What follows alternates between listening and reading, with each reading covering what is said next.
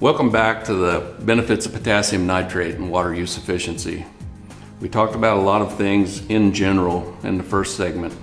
In this segment, just so that you understand the path that we're following, we know that potassium nitrate improves the plant's water management.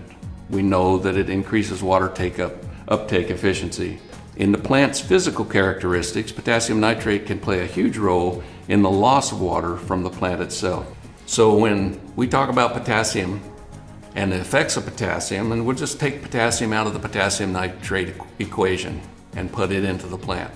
What role does that macronutrient play?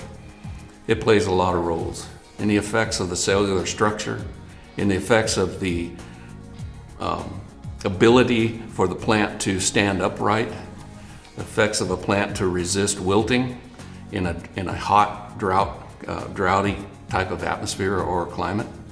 It also affects the photosynthesis, the ability for the plant internally to move energy around in itself and to store sugars and starches, to be able to take water up through the roots, to pass the energy back down to the roots. It affects respiration, not just in the leaves, like most of us think when the plant wilts. When a plant is under drought conditions and it has poor water use efficiency, the roots also suffer with respiration. So there's a lot of effects, probably more than we could cover in just a few sessions, but we're going to try to cover some of the key points. The image you see before you now is simply a plant drawing, schematic, whatever you want to call it, that shows some of the effects and where those effects take place: in the leaf, in the stem, in the root, in the fruit or the tuber. A plant has the ability to grow its crop underground, for example, like potatoes, and that's where it stores all these starches and energies. But it has to be able to form these starches and energies to move them around inside of itself. When it has poor water use efficiency, when the potassium is not present, then the cellular structure is not strong enough, the system is not strong enough to pass these assimilates, if you will.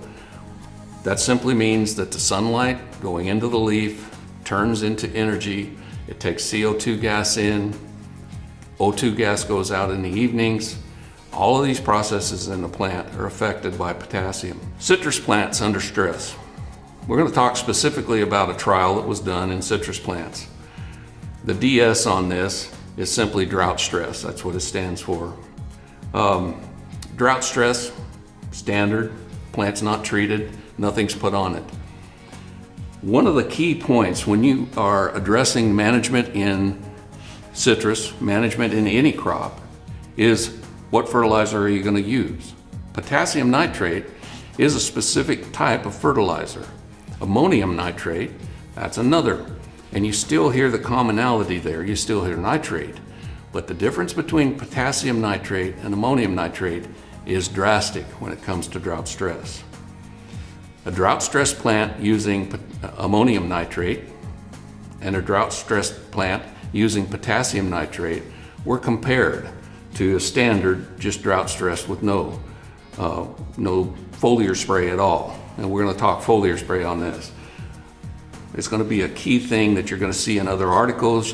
When you do some studying on this topic, you'll start understanding that a distressed plant has a lower ability to keep water in itself.